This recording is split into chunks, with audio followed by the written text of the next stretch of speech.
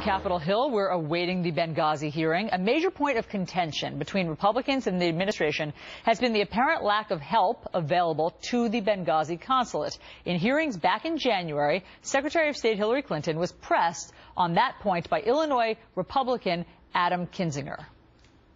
If we have no assets on alert that can respond in a 7-hour lull in 2 different attacks in the most hot spot, one of the most hot spots in the country, in the world, on 9/11, on the anniversary, is the lead from behind strategy failing? The board found no evidence of any undue delays in decision-making or denial of support from Washington or from military combatant commanders. Quite the contrary.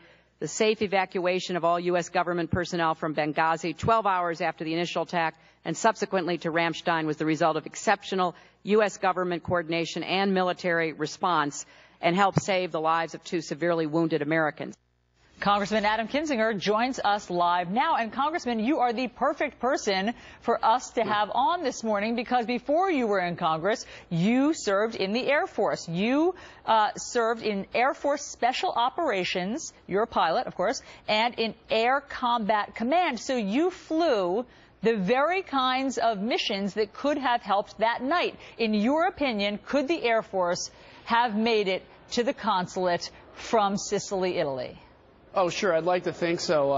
If you look at Italy, 1,046 miles away is Aviano Air Base from Benghazi. All you had to do was send F-16s from Aviano to Benghazi, and they can do something called a show of force. It's basically a low flyover, and it's done all the time in Iraq and Afghanistan to stop attacks from happening. We could have done that, and for some reason we sorry didn't. to interrupt. How long would it have taken to fly those little more than 1,000 miles? I would say probably about 2 hours, and then you can add on the prep time to get these aircraft ready. But you keep in mind, between the first and the second attack was a 7-hour lull. So I would think after the first attack happened that the administration would do absolutely everything in their power to send every military asset in the region to go to Benghazi to respond. You can have tanker support both out of Turkey, out of England, and anywhere in between. There's always a number of tankers in the sky ready to refuel C-17s going over to Afghanistan or wherever.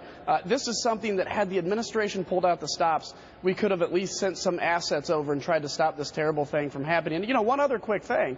As a military pilot, one of the very first things I was told is, you know that your country will never leave you behind, and your country will move heaven and earth to come get you if you're ever behind enemy lines. I believe that, and that's what my concern is. In Benghazi, it looks like we did not move heaven and earth to take care of these people that have been serving our nation. And, Congressman, that is such a poignant point that you also made to then Secretary of State Hillary Clinton, that sometimes the mission, you do end up having to leave people behind, but you tried to get them out. In this case, it doesn't sound like not only didn't we move heaven and earth, we didn't really try that hard. Well, and we also are finding out that there were special operations soldiers that requested to go in. They weren't given the opportunity to go in, and they had to miss their flight because of what some people are claiming is bureaucracy, others are claiming is administration stonewalling.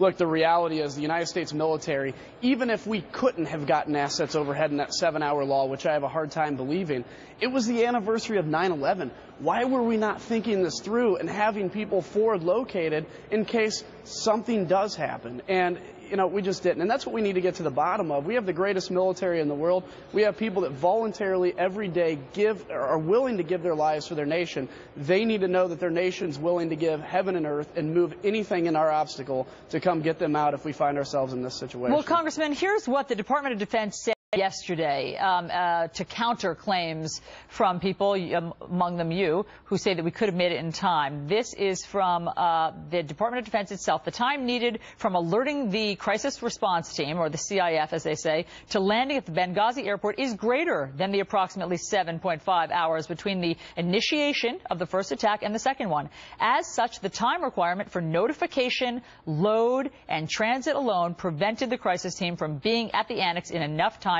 to change events.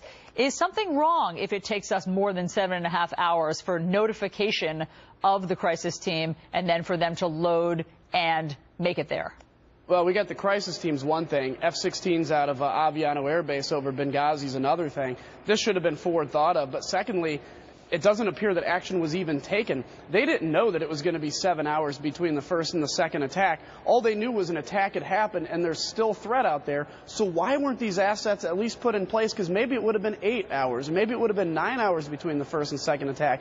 But at least we would know today that America did absolutely everything in her power to ensure that our folks who were stranded on the ground had assets coming to save them. And look, these are questions that have got to be answered, not just from how do we correct this in the future, but why did the administration make the decision they did? Right. And frankly, they need to be held accountable by Congress. And today we will hopefully get some of those answers. Congressman Adam Kinzinger, thanks so much for your service, and thanks for your expertise on all of this. You bet. It was great being here. Thank you. Watching the